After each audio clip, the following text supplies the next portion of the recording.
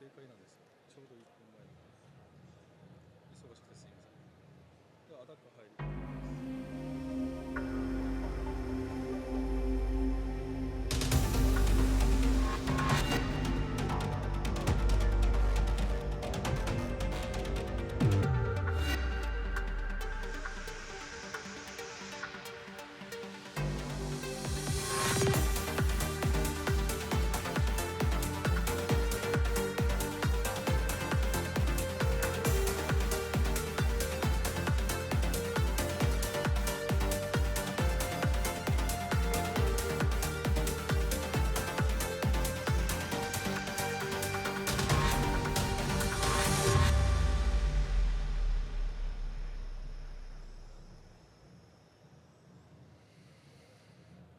Good morning, everybody. How are you all doing? Welcome to Sushi Tech Tokyo 2026.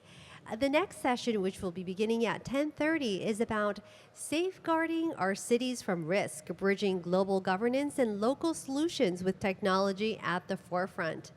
Please join me in welcoming our speakers here onto the stage. Mami Mizutori from Tohoku University. Yasushi Sakai from MIT Media Lab. Nuraini Rama Hanifa from the National Research and Innovation Agency of Indonesia. And finally, but not least, Shani Zanesk from Universe Partners.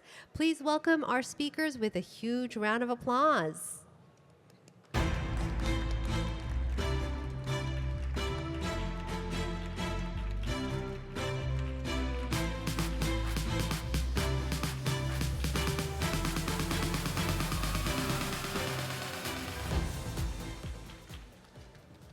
Welcome onto the stage, Mommy. The floor is yours.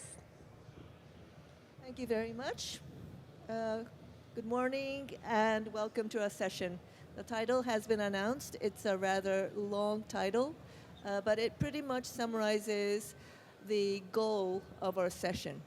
My name is Mami Mizutori. I am currently a specially appointed professor at Tohoku University, engaged in research around disaster risk management and reduction.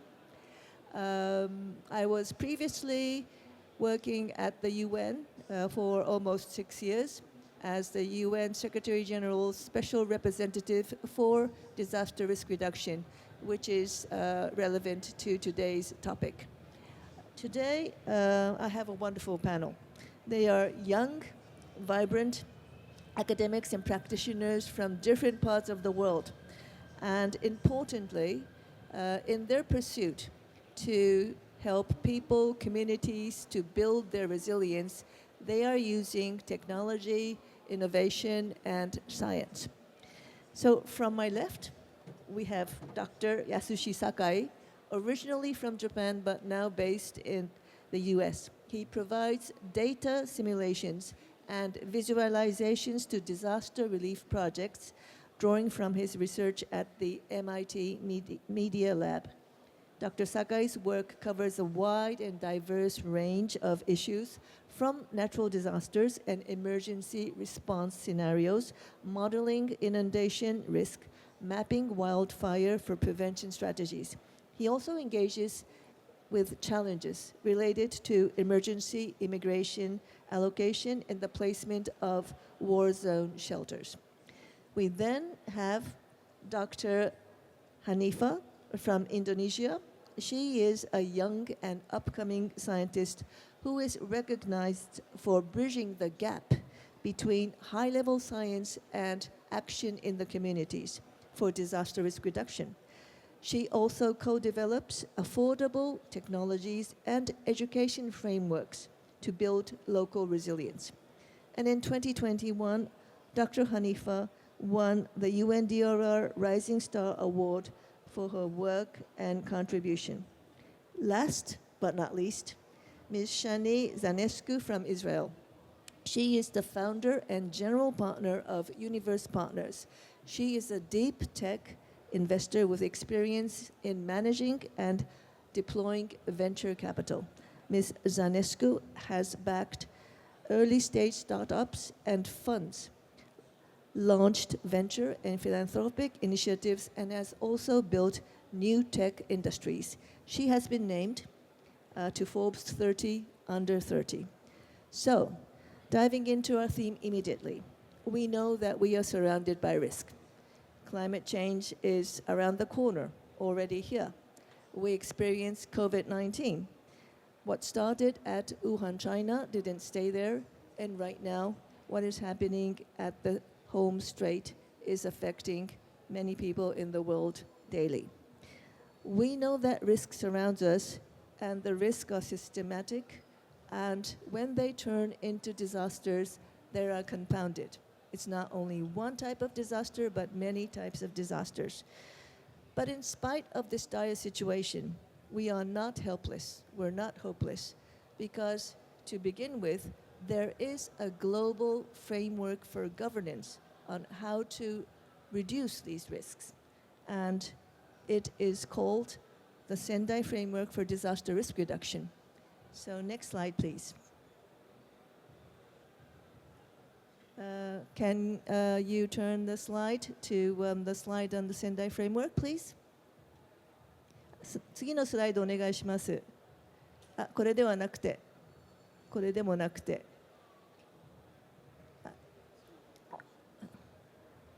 最初のスライド、オープニングのスライドの後のスライド、それです。ありがとうございます。So, it is the global blueprint for resilience, and it was born in Japan, Sendai, Japan, in the year 2015.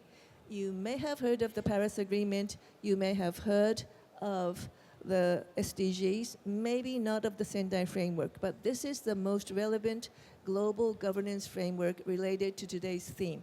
The key concept is prevention, prevention, prevention. Don't start acting once disasters wreck us. Response is important, but you need to act before they come, before they are still risks, and we need to reduce them.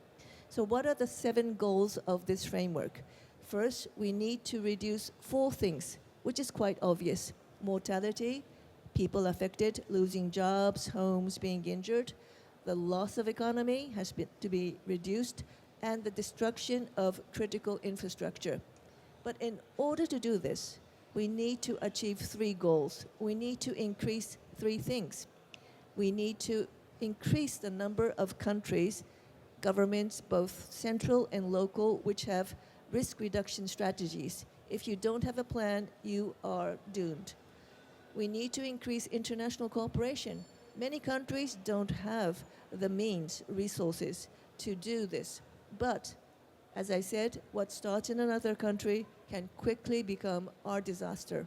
And then we also need to increase information on disaster and early warning systems. And there are 4 actions that we need to prioritize. Understand what the risks that surround us are. If you don't understand them, you can't reduce them.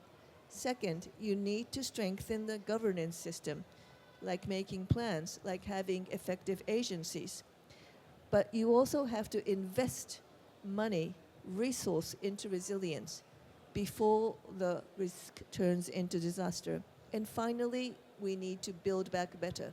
You can't build back in the same way. So this is the governance system that we already have. If you haven't heard of it, please go to the Google or whatever and look it up, because it's a rather short document and it's relevant. But this is not enough, because people around the world are struggling to narrow the gap between these goals and priorities and what to do on the ground in the communities. And that's what my panelists will tell us today. So I'm first going to turn to Dr. Sakai. What do you do in order to close that gap and help the local people? Over to you. Thank you, Mizutori Sensei. If you don't mind, change the slide to the next one, please. No, the next one. Next one, please. 次のスライドにお願いします。Hi, my name is Yasushi. I'm from MIT. I'm a researcher there. But today, I would like to kind of share a little bit of my trajectory on disaster relief project. Actually, right off after college, I started with kind of installing these paper tube partition systems. This is not necessarily like super high technology per se, but that kind of started to me think about, even in these very emergency states, what's the decision made in these gymnasiums, for example? Because as a volunteer, I had an agenda to install these things, but I keep asking myself, is this the right thing? Maybe this is secondary? So I kept asking myself. And then, so that was like the start of, okay, maybe there's building consensus, even in this situation. Consecutively, I had the opportunity to join this Nigechizu movement. Nigechizu, quite literally in Japan, means evacuation map. So this is a workshop, a twofold workshop of, unlike the workshop that you already have an inundation risk map, the goal is to actually build an inundation risk map with the participants, in this case, mid-school, high school students or elderly people, or maybe in a community center.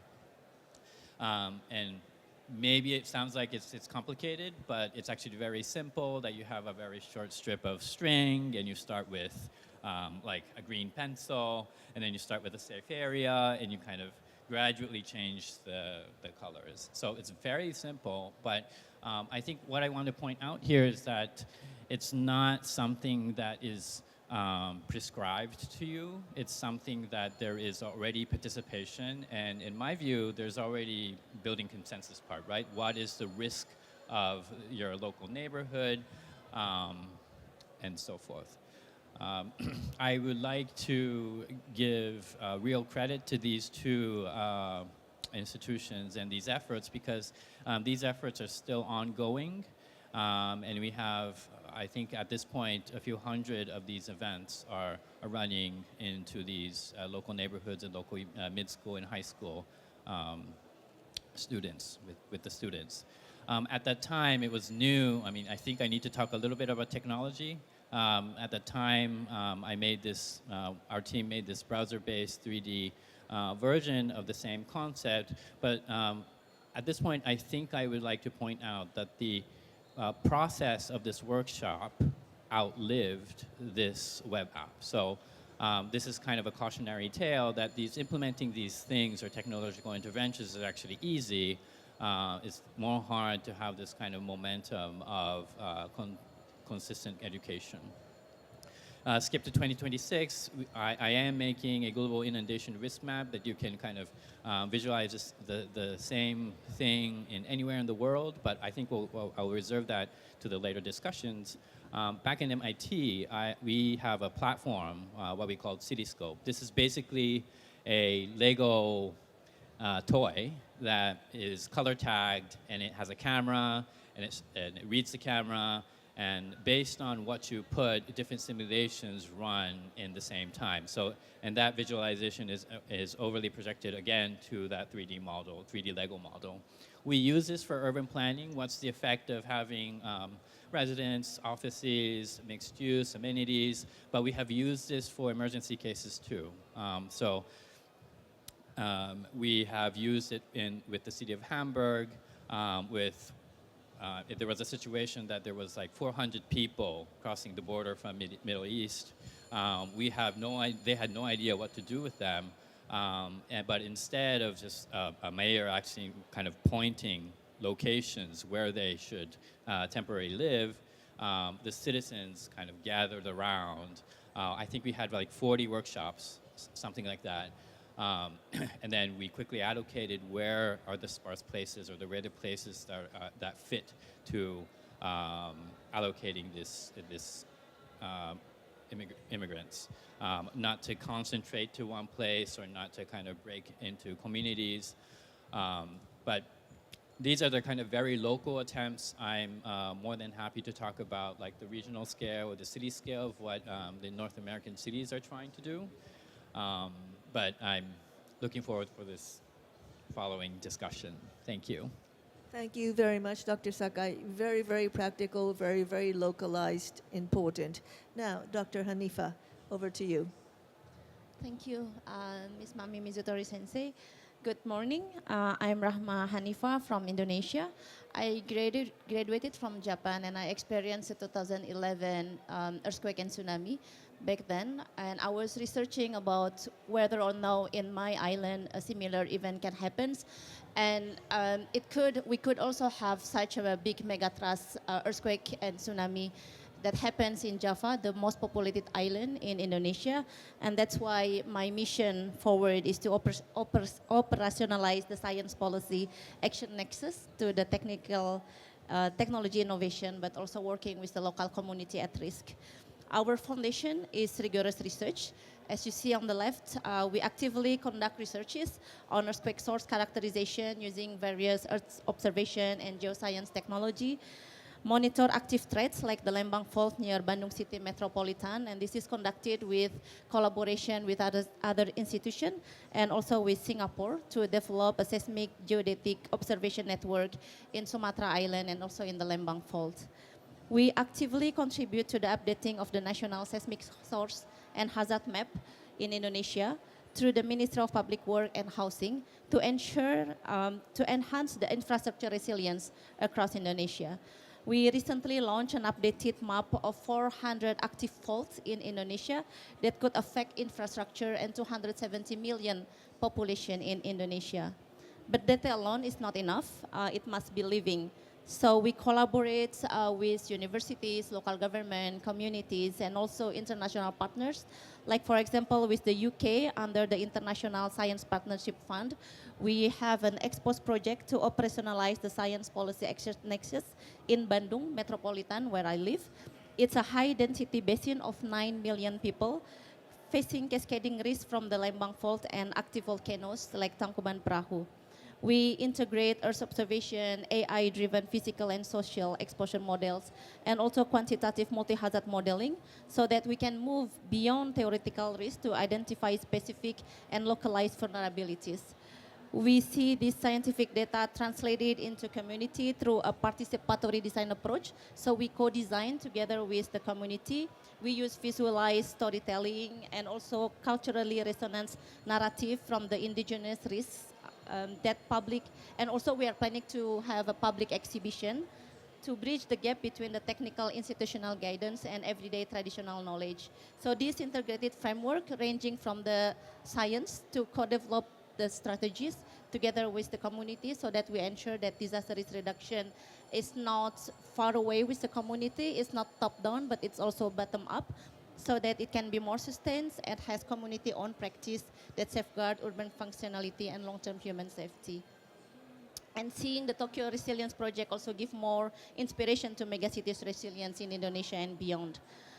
To move from observation to protection, we also focus on technology. Ms. Mizutori Sensei mentioned about early warning systems. So on the ground, we also try to pattern our AI-based smart earthquake early warning system that is integrated outside array that provides simultaneous earthquake early warning system with real-time structural health monitoring system so that we can have a high precision but also cost efficient that is specifically needed for developing nations.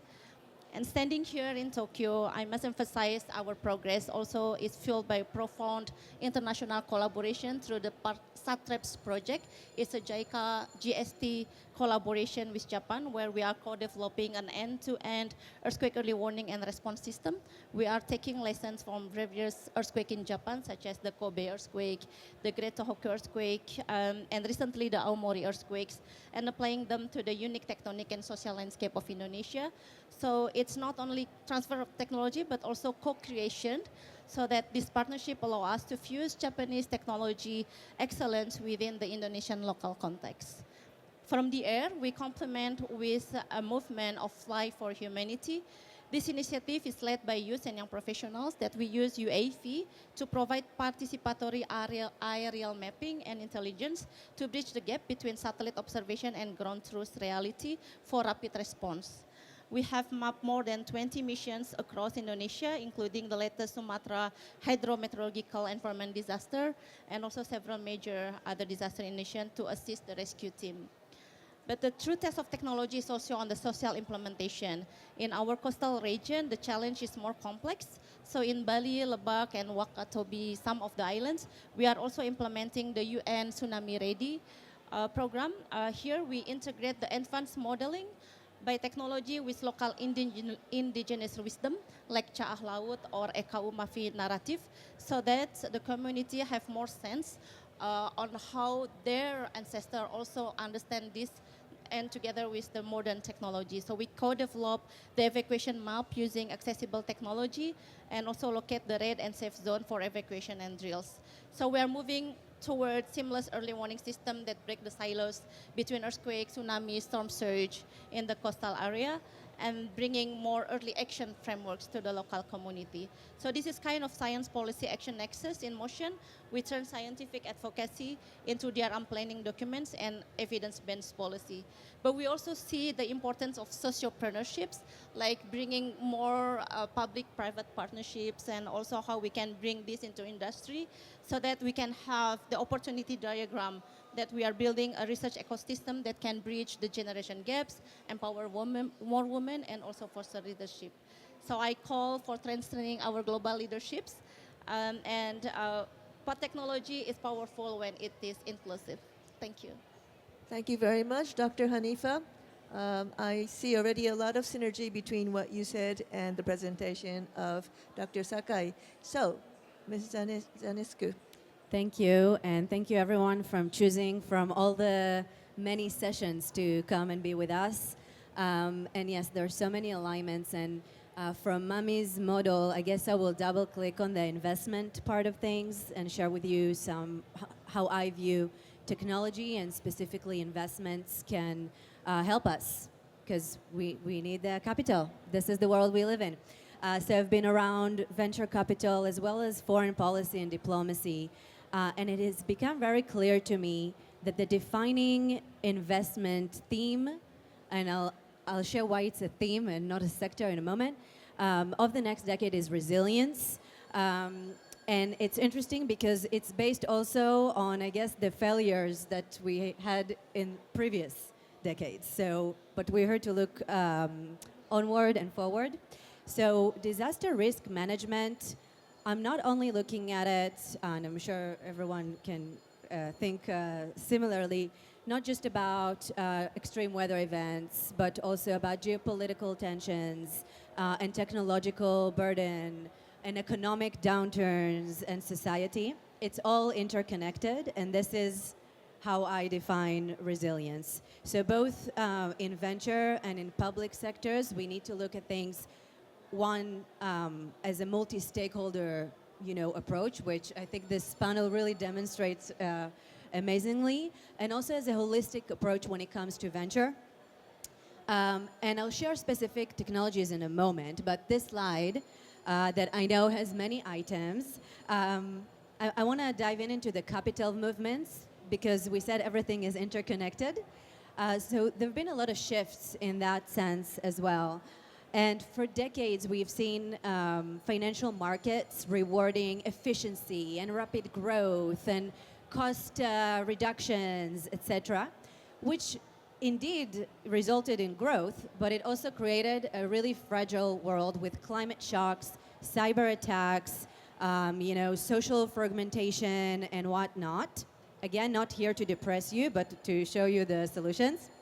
And here, I want to demonstrate how actually investors, economies, countries, municipalities can ride the wave that we're seeing from global risks that we see as opportunities for new technologies, combined with the largest generational wealth transfer in history, with younger generation that cares about what kind of world we're going to live in.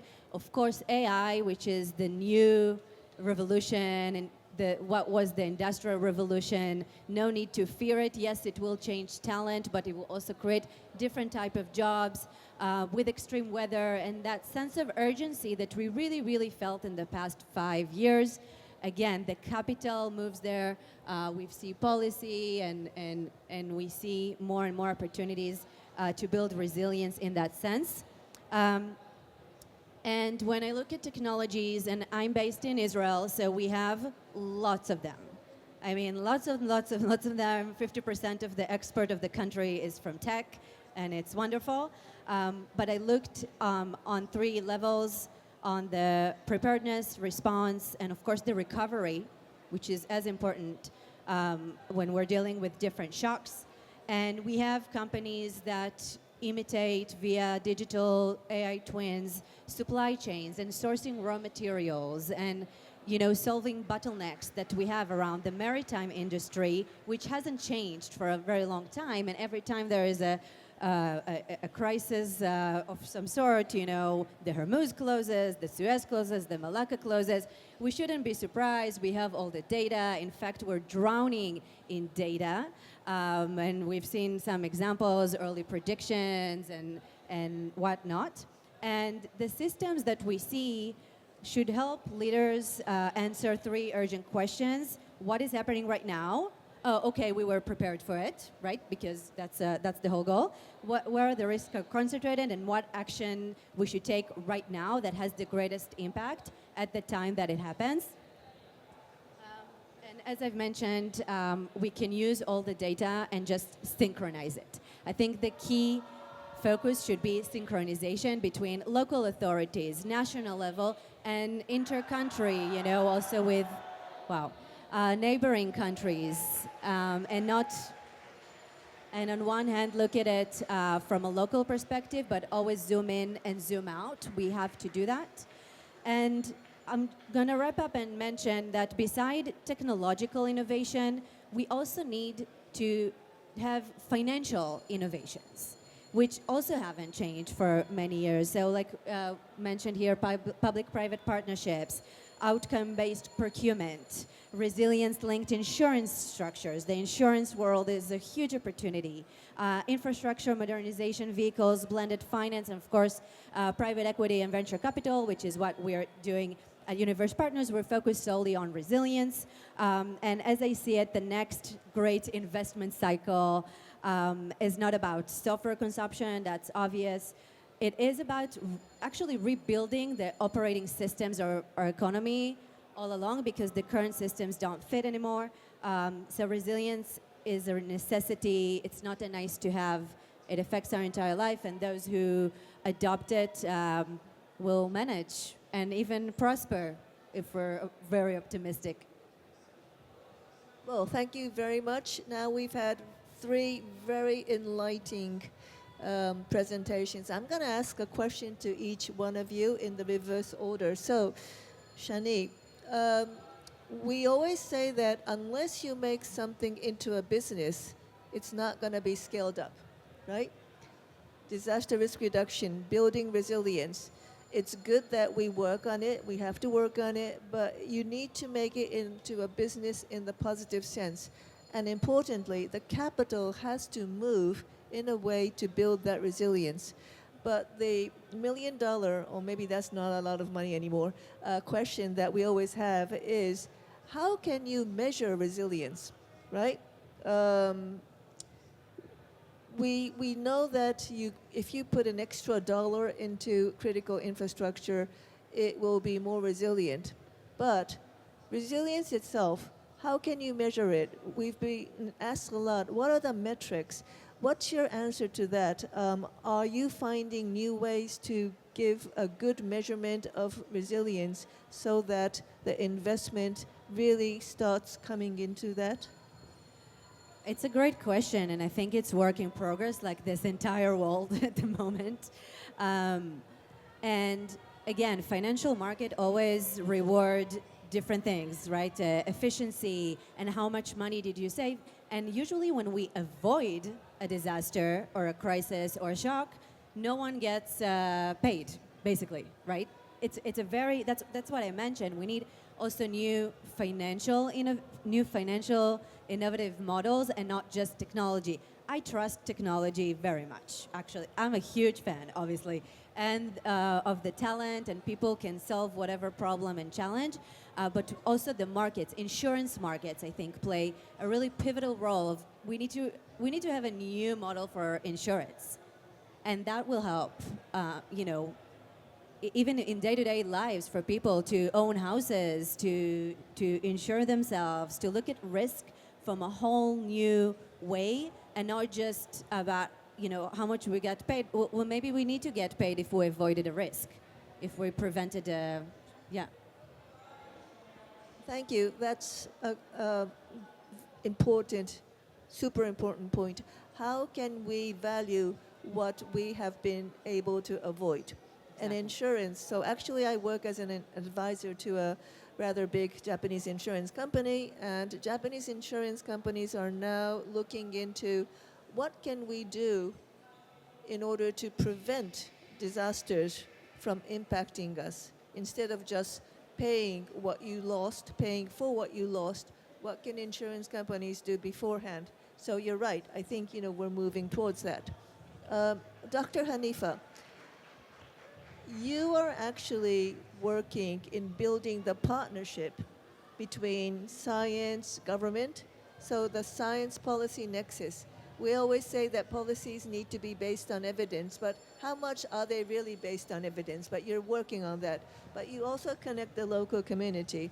You're creating a big partnership, but I'm sure it's not an easy job. So can you tell us what are the difficulties you find in building these partnerships, and perhaps specifically in terms of the science policy nexus? Yeah, that's the biggest challenge on building partnerships, because in a sense we need to build an institutional partnership, which is more difficult, but we can also build a friendship partnership, which is more doable. So when we have friends, when we build friendships within different institutions, and we can find someone who have similar pace and similar mission with us, then that's where we can anchor our partnerships. But then that's the channeling into the institutional partnership, because without institutional partnerships, it's also like more weak and it cannot be sustained. So we need to have both building partnership through friendship, but also building partnership through institutionals. And working with the local communities, we also need to find local leaders that also have a similar passion, and then we co-design together, so we have the ownership together. Often if it's only bottom up, it doesn't sustain, but if we can really talk with the community and find the right person to work with, then it can be more sustained, and we maintain the relation and we maintain the communications within the partners that we already built. So it can be like, maybe we don't have activity this year, but we have another activity the following years, but we continue the communication and engagement so that we sustain, like having little by little and become bigger and bigger. So I think it's both maintaining the relation, having friend from friends, but also connection to connections. And that's how we can bring a movement together within institution and within friends. Thank you. Thank you very much. So you may know that in Japan here, we have pretty good governance of disaster risk reduction. This year in autumn, the government is going to establish a new agency for disaster risk reduction. It's called Bosaicho in Japanese. And I think it's crucially important that the policies that Bosaicho will implement will be about prevention, and next, to be based on evidence. Again, the nexus is crucial. So, Dr. Sakai, what you said really struck me, because it was what we kept on saying when I was the head of the UN Office for Disaster Risk Reduction, or any UN official. We keep on saying the word, and I think you've heard of it, leave no one behind. And leave no one behind, especially the people who are more vulnerable to disasters, to underdevelopment, to climate change. But in order to do that, you need their participation in making plans, in planning how to not be impacted by climate change, by COVID, etc. So the model that you're using, making these like Nigechizu, evacuation map with them, is ideal. You need to include them, you need their voices to be heard. I don't think it's easy, right? Because people want to avoid talking about disasters. They might want to feel perfectly safe. They might not want to talk about risk. So can you tell us a bit more? How do you bring these groups together? I saw pictures of, the children, etc. How do you bring them together and make them really think about it? Is it challenging, or is it maybe more easy than I think? Yeah, thank you for that question. I think I'll speak more on the Cityscope side of things because it's more recent effort that I directly do. Last year, December, we ran a community engagement session in San Francisco. That was actually, for them, it was a crisis because they had to upzone 20% of their whole population. So that's a big change for them. So in the United States, sometimes people call it the housing crisis. And it's not pretty. It's a lot of yelling. It's a lot of, but they're trying to defend their lives. So even if it's a kind of a political decision, it's very raw. I won't pretend that these are kind of very clean workshops that. I don't know how I ended up doing these things, but I keep on going to this. Why do people make decisions? I can't really. I can't think about it. Just deciding what to eat this lunch. You can go on so many different directions. I can go into genre. I can go into specific dish, but that's it'll be more 20 times more complicated if you're in a community engagement meeting, and that's what I felt in doing design and making these platforms, because knowledge fragmentation is real. Sometimes people participate in a very, very high level. Oh, I want trees, or I want parks. Sometimes people participate in a very solid, I want this particular bookstore or this particular functionality. But I think I learned through doing all these things, it's this kind of human skill of how to build consensus or kind of feel of consensus on when people have very different point of views. I didn't show this in the slide, but my actual thesis, my PhD thesis, is about a voting mechanism that can incorporate different levels of participation. So to answer your question, Mizutori Sensei, I think it's this is a bit. It's even hard for me to articulate this, but I try to gauge these systems or participation efforts. How much option does the participant have in terms of the abstraction of participation?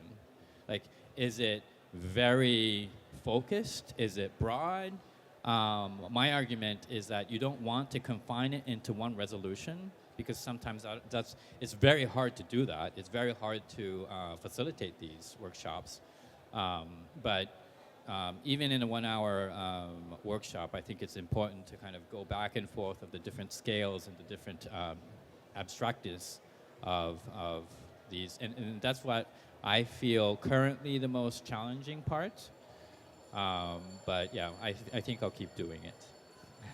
Well, thank you about that. And I think, making decisions has always been difficult, but currently there's one big thing that makes it even more difficult, which is what we call fake news. And especially in times of emergency and crisis, there's a lot of fake news out there, and we tend to jump to the first thing we see. I'm going to ask questions to all of you again, but Dr. Sakai, how do you fight fake news? So I think there's one way to think about it is to going back to science. Actually, science, there is a premise that science will flip maybe tomorrow, right? So we acknowledge, I'm in an academic institution. The baseline is what you think is truth today might change. And I think that might be the honest way to actually counter fake news. If you know that what you're observing and what you're consuming right now may have be different in the next moment, you're actually conducting scientific research. And I think if you are encountering someone that like, absolutely is devoted to this piece of information, just sharing that, I would start from there. And I think that typically works, at least for me, to kind of try to, and this is what totally happened in San Francisco, like talking to people, it's full of misinformation. But I think that would be my strategy on kind of continuing the discussion. Because deliberation, if you lose that path, like if you burn that bridge, there's nothing left. So that's how I would encounter it. Thank you. That's a good hint to everybody. So, Dr. Hanifa, you talked about co-creating things, and Japan has been part of your co-creation. What can Japan do more, government, business, to co-create with a country like Indonesia in this area of disaster risk reduction? Thank you very much. And this is also something that we've been working more to strengthen the collaboration between Indonesia and Japan, but also with other countries. And so we are planning to build a platform for disaster risk reduction, international collaboration platform, so that we can co-create and co-design what we need. Because, for example, when we talk about earthquake, for example, the buildings in Indonesia and buildings in Japan are different. So also how we need to respond to different setup and different environment is also different. But we can learn how the Japanese started to build that resilience and take the key takeaways to Indonesia. So for example, now we are trying to build a roadmap for school safety and how earthquake early warning system can be implemented to schools. Learning by the Japanese with Kobe University. So that is where we can learn, and also how with NID we learn the observation systems, but also how data can help, data and information need to be quickly managed, how we can better deals with data to respond to disaster, learning from Japan case, but also incorporating the Indonesian situation. So we discuss and we plan, we develop the proposals together. And so we learn to each other, but also learn the transfer of technology and also learn how we can develop by ourselves. So it's something that we are trying to learn more and more, not only with Japan, but also with other partners, with America, with UK and the others. So it's something that mutual sharing of knowledge and also co-creation together is something that we can think differently, because if we just see, oh, disaster, it's very stressful. But if we see, oh, we can do something differently, and this is how we can do things by learning from the others.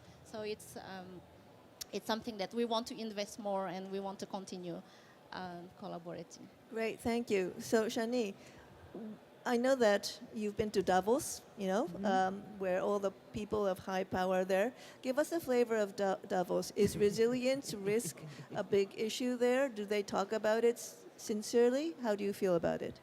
So I'm usually with the founders and the scientists. This is more of my crowd, but yes, we also been to high level discussions. The global risks that I'm talking about, actually, that's what inspired my resilience tech thesis, because I looked at this, annual global risks report, and I went really risk by risk. I had a 4-hour flight to do that. And I was like, wait, technology can solve this. Technology can solve that. And I know a founder that has been researching this. So I think there are discussions, but we need the private sector. Again, we're going back to the same point, to work together and realize and not have everyone, working in the same lane. So there are discussions, and I think more and more about technologies. And yeah, we just need to implement it and do it and make the decisions and act and not just talk. Well, thank you. So we have 30 seconds more. I'm going to ask each of you to shout one sentence on what you want to do, what you want somebody, any partner, any actor to do in order to build the resilience. You can talk to youth, you can talk to business, you can talk to the government, or whoever. What do they need to do? So to keep in mind that resilience is a theme, I look at it as glasses, as lens that we need to look at no matter what it is that you do. So put your resilience glasses on. Great. Put your resilience glasses on. Dr. Hanifa? Invest in inclusive, sustainable resilience, empower the community at risk, use young people from local to global partnerships. Right. Invest and include young people. Dr. Sakai. So I'm going to be funny here. I see real estate developers. I'm going to talk. My sentence will be invest on the physical environment.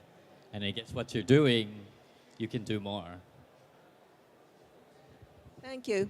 Well, thank you very much, Thank you. fellow panelists. I hope you're going to put on your resilience lens and think about this, if not during the whole day, but maybe for the next hour. Thank you. Thank you so much.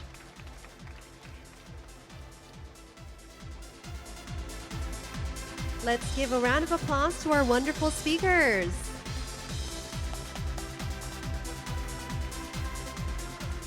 Thank you so much for an insightful